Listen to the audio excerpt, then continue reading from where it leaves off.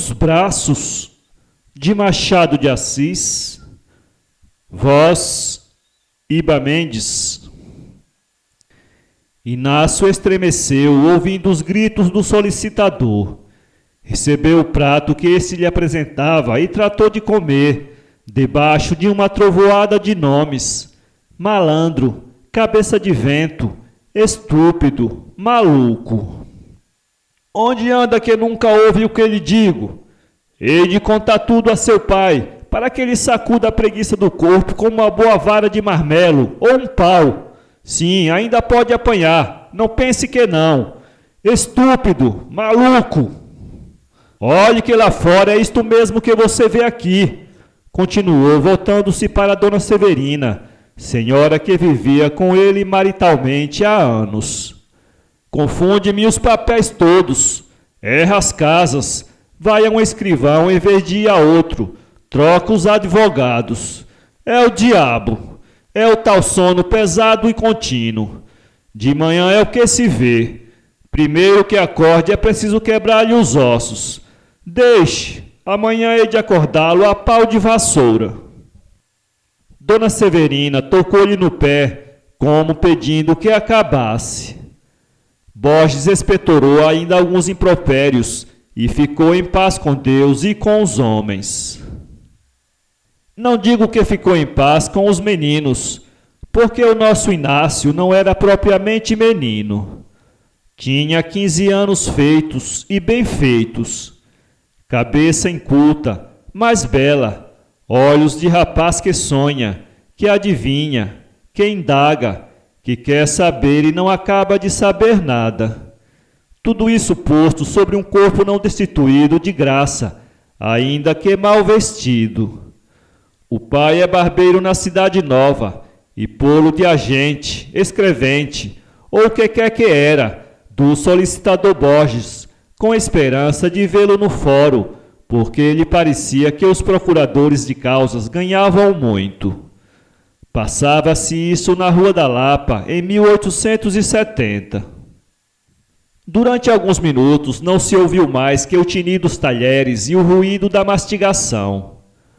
Borges abarrotava-se de alface e vaca. Interrompia-se para virgular a oração com um golpe de vinho e continuava logo calado. Inácio ia comendo devagarinho, não ousando levantar os olhos do prato, nem para colocá-los onde eles estavam no momento em que o terrível Borges o descompôs. Verdade é que seria agora muito arriscado.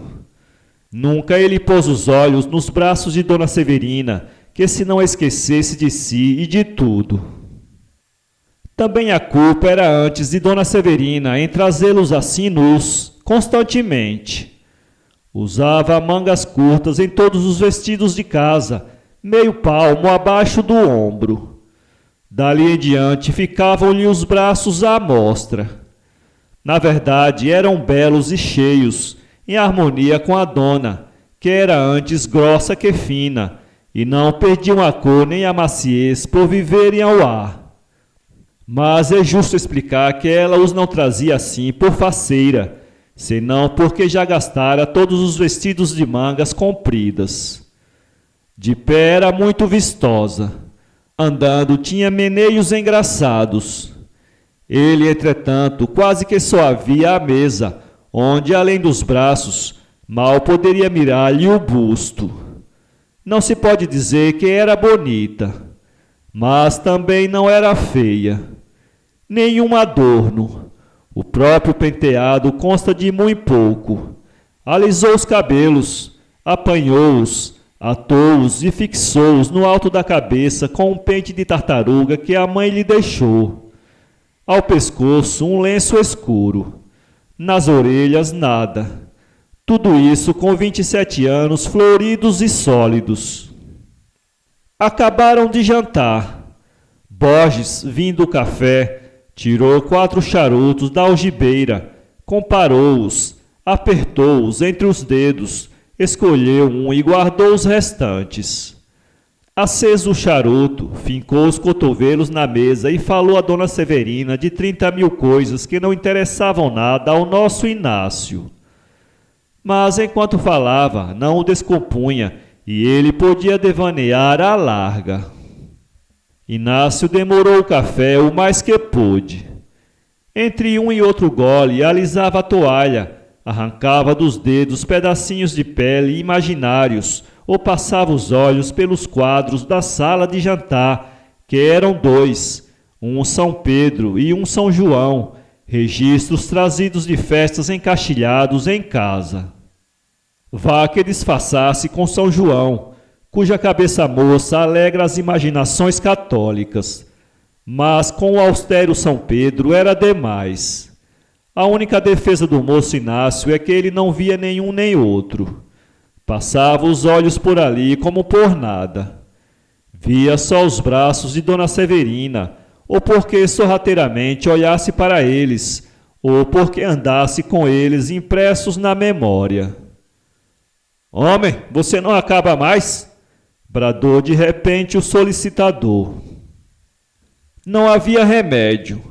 Inácio bebeu a última gota, já fria, e retirou-se, como de costume, para o seu quarto, nos fundos da casa. Entrando, fez um gesto de zanga e desespero, e foi depois encostar-se a uma das duas janelas que davam para o mar.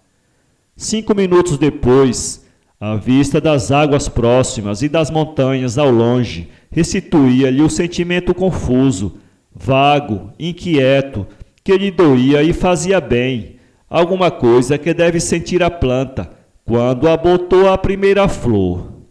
Tinha vontade de ir embora e de ficar. Havia 5 semanas que ali morava e a vida era sempre a mesma: sair de manhã com Borges, andar por audiências e cartórios, correndo, levando papéis ao selo, ao distribuidor, aos escrivães, aos oficiais de justiça. Voltava à tarde, jantava e recolhia-se ao quarto até a hora da ceia. Ceava e ia dormir. Borges não lhe dava intimidade na família, que se compunha apenas de Dona Severina. Nem Inácio a via mais de 3 vezes por dia, durante as refeições. 5 semanas de solidão, de trabalho sem gosto, longe da mãe e das irmãs. 5 semanas de silêncio, porque ele só falava uma ou outra vez na rua. Em casa, nada. "Deixa estar", pensou ele um dia. "Fujo daqui e não volto mais." Não foi. Sentiu-se agarrado e acorrentado pelos braços de Dona Severina. Nunca vira outros tão bonitos e tão frescos. A educação que tivera não lhe permitia encará-los logo abertamente. Parece até que a princípio afastava os olhos, vexado. Encarou-os pouco a pouco, ao ver que eles não tinham outras mangas, e assim os foi descobrindo, mirando e amando. No fim de 3 semanas eram eles, moralmente falando, as suas tendas de repouso. Aguentava toda a trabalheira de fora, toda a melancolia da solidão e do silêncio, toda a grosseria do patrão, pela única paga de ver 3 vezes por dia o famoso par de braços. Naquele dia, enquanto a noite ia caindo e Inácio estirava-se na rede, não tinha ali outra cama, Dona Severina, na sala da frente, recapitulava o episódio do jantar e, pela primeira vez, desconfiou alguma coisa. Rejeitou a ideia logo. Uma criança. Mas há ideias que são da família das moscas teimosas. Por mais que a gente as sacuda, elas tornam e pousam. Criança? Tinha 15 anos, e ela advertiu que entre o nariz e a boca do rapaz havia um princípio de rascunho de buço. Que admira que começasse a amar? E não era ela bonita? Esta outra ideia não foi rejeitada, antes afagada e beijada. E recordou então os modos dele, os esquecimentos, as distrações, e mais um incidente, e mais outro. Tudo eram sintomas, e concluiu que sim. "Que é que você tem?" disse-lhe o solicitador, estirado no canapé, ao cabo de alguns minutos de pausa. Não tenho nada. Nada? Parece que cá em casa anda tudo dormindo. Deixem estar, que eu sei de um bom remédio para tirar os sonos aos dorminhocos. E foi por ali, no mesmo tom zangado, fuzilando ameaças, mas realmente incapaz de as cumprir, pois era antes grosseiro que mau. Dona Severina interrompia-o que era engano, não estava dormindo, estava pensando na comadre Fortunata. Não a visitavam desde o Natal. Por que não iriam lá uma daquelas noites? Borges redarguia que andava cansado, trabalhava como negro, não estava para visitas de parola, e descompôs a comadre, descompôs o compadre, descompôs o afilhado, que não ia ao colégio, com 10 anos. Ele, Borges, com 10 anos, já sabia ler, escrever e contar. Não muito bem, é certo, mas sabia. 10 anos. Havia de ter um bonito fim. Vadio e o covo do e-mail nas costas. A tarimba é que viria ensiná-lo. Dona Severina apaziguava-o com desculpas. A pobreza da comadre, o caiporismo do compadre, e fazia-lhe carinhos, a medo, que eles podiam irritá-lo mais. A noite caíra de todo. Ela ouviu o clique do lampião do gás da rua, que acabavam de acender, e viu o clarão dele nas janelas da casa à fronteira. Borges, cansado do dia, pois era realmente um trabalhador de primeira ordem, foi fechando os olhos e pegando no sono, e deixou-a só na sala, às escuras, consigo e com a descoberta que acaba de fazer.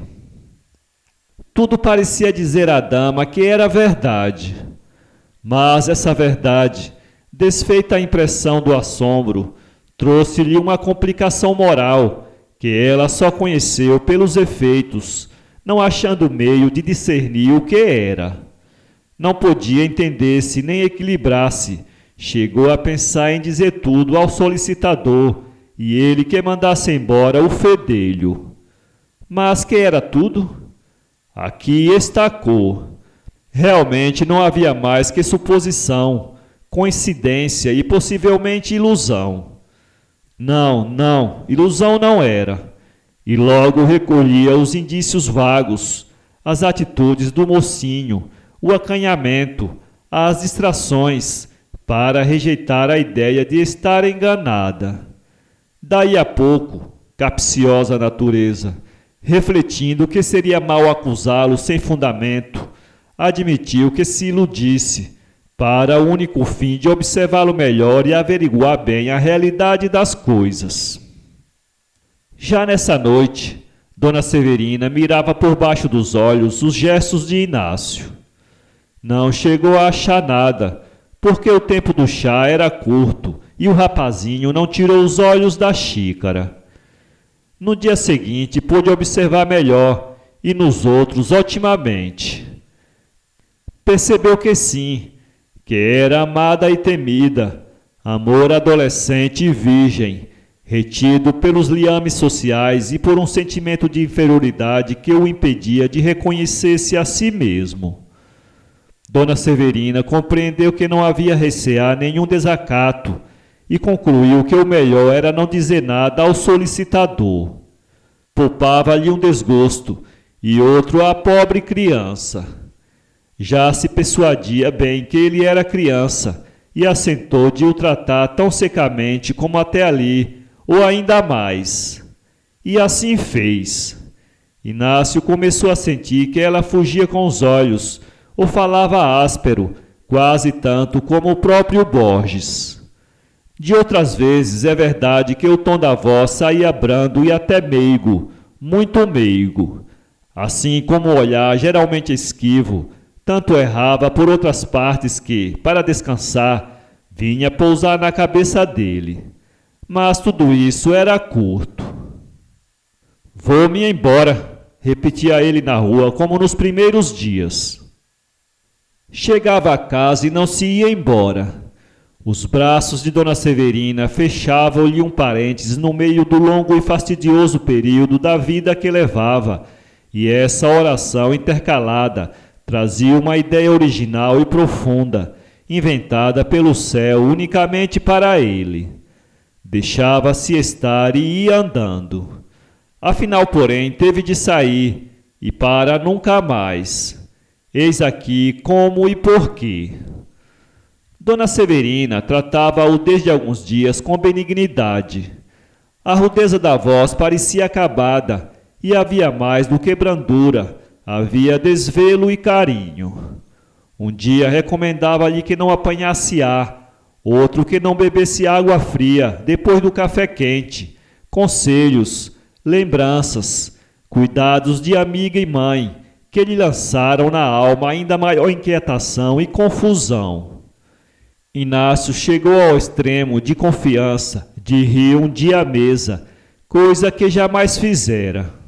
E o solicitador não o tratou mal dessa vez, porque era ele que contava um caso engraçado, e ninguém pune a outro pelo aplauso que recebe.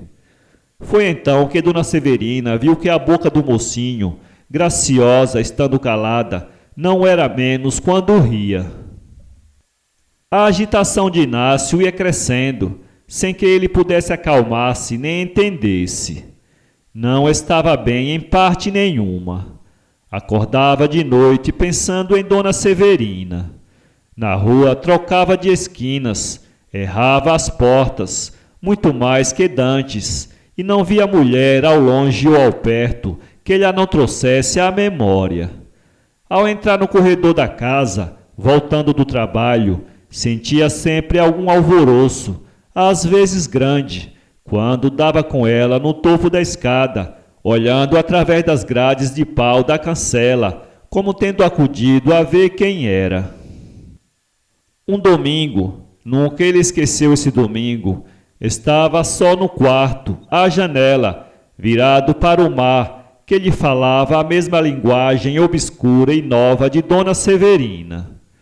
Divertia-se em olhar para as gaivotas, que faziam grandes giros no ar, ou pairavam em cima d'água, ou avoaçavam somente.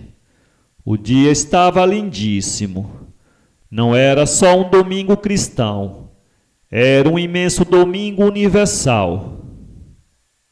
Inácio passava-os todos ali no quarto ou à janela, ou relendo um dos 3 folhetos que trouxera consigo, contos de outros tempos, comprado a tostão, debaixo do passadiço do Largo do Paço. Eram 2 da tarde. Estava cansado, dormira mal à noite, depois de haver andado muito na véspera. Estirou-se na rede, pegou em um dos folhetos, A Princesa Magalona, e começou a ler. Nunca pôde entender por que é que todas as heroínas dessas velhas histórias tinham a mesma cara e talhe de Dona Severina, mas a verdade é que os tinham. Ao cabo de meia hora, deixou cair o folheto e pôs os olhos na parede, donde 5 minutos depois viu sair a dama dos seus cuidados. O natural era que se espantasse, mas não se espantou. Embora com as pálpebras cerradas, viu-a desprender-se de todo, parar, sorrir e andar para a rede. Era ela mesma, eram seus mesmos braços. É certo, porém, que Dona Severina tanto não podia sair da parede, dado que houvesse ali porta ou rasgão, que estava justamente na sala da frente ouvindo os passos do solicitador que descia as escadas. Ouviu-o descer.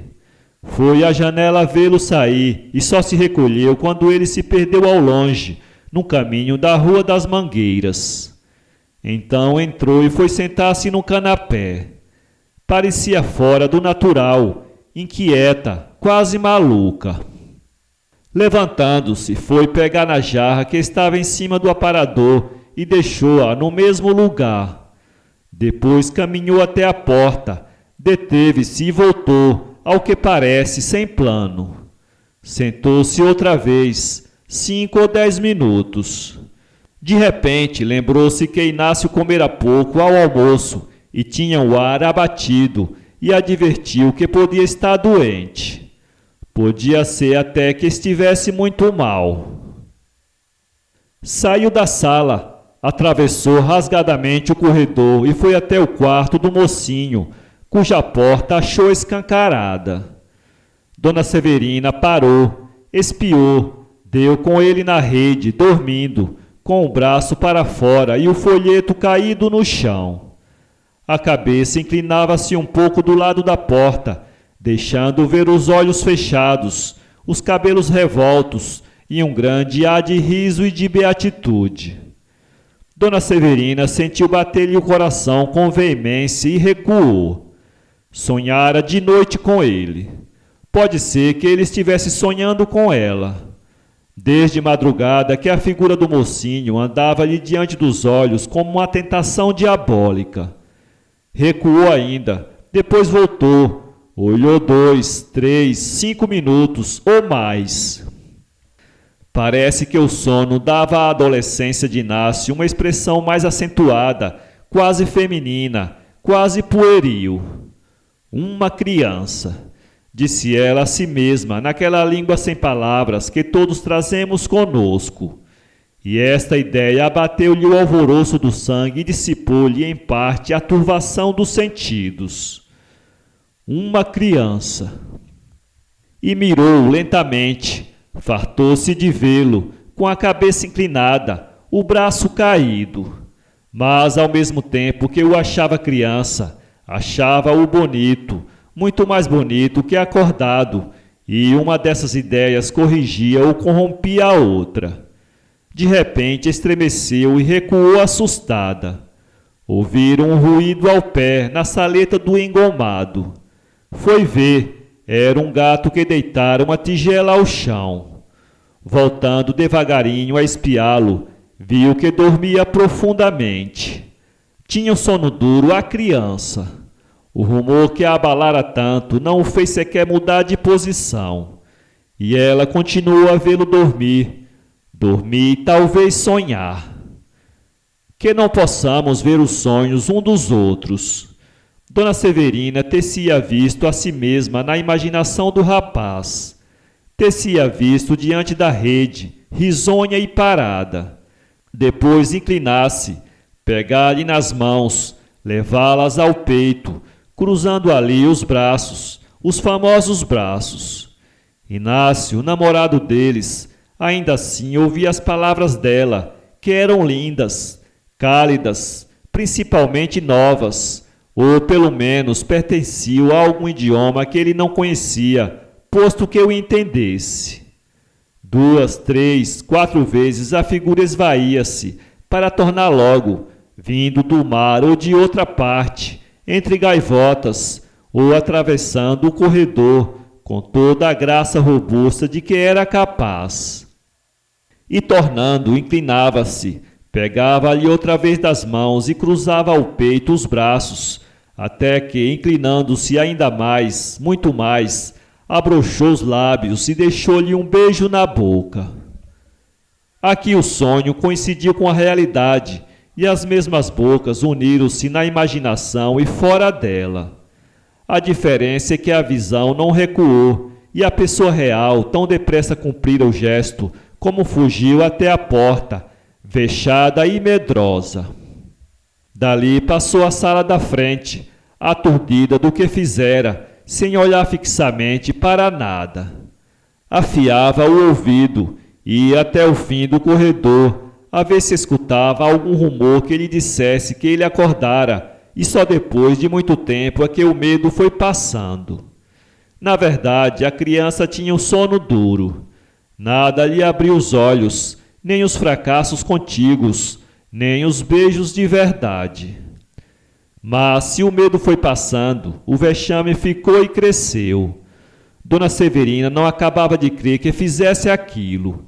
Parece que embrulhara os seus desejos na ideia de que era uma criança namorada que ali estava sem consciência nem imputação. E meia mãe, meia amiga, inclinara-se e beijara-o. Fosse como fosse, estava confusa, irritada, aborrecida, mal consigo e mal com ele. O medo de que ele podia estar fingindo que dormia apontou-lhe na alma e deu-lhe um calafrio. Mas a verdade é que dormiu ainda muito e só acordou para jantar. Sentou-se à mesa lépido.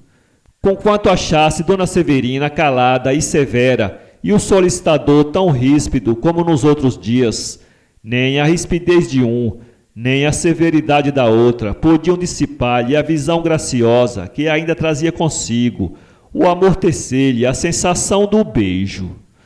Não reparou que Dona Severina tinha um xale que lhe cobria os braços. Reparou depois, na segunda-feira e na terça-feira também, e até sábado, que foi o dia em que Borges mandou dizer ao pai que não podia ficar com ele.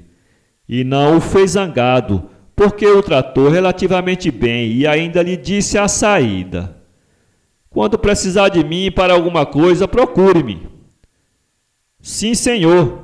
A senhora Dona Severina está lá para o quarto com muita dor de cabeça. Venha amanhã ou depois despedir-se dela." Inácio saiu sem entender nada. Não entendia a despedida, nem a completa mudança de Dona Severina em relação a ele, nem o xale, nem nada. Estava tão bem, falava-lhe com tanta amizade. Como é que, de repente... Tanto pensou que acabou supondo de sua parte algum olhar indiscreto, alguma distração que a ofendera. Não era outra coisa. E daqui a cara fechada e o xale que cobria os braços tão bonitos. Não importa. Levava consigo o sabor do sonho. E através dos anos, por meio de outros amores, mais efetivos e longos, nenhuma sensação achou nunca igual a daquele domingo, na Rua da Lapa, quando ele tinha 15 anos.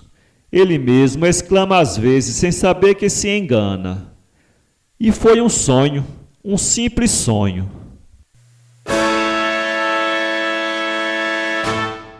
Para ler esse conto, acesse www.poeteiro.com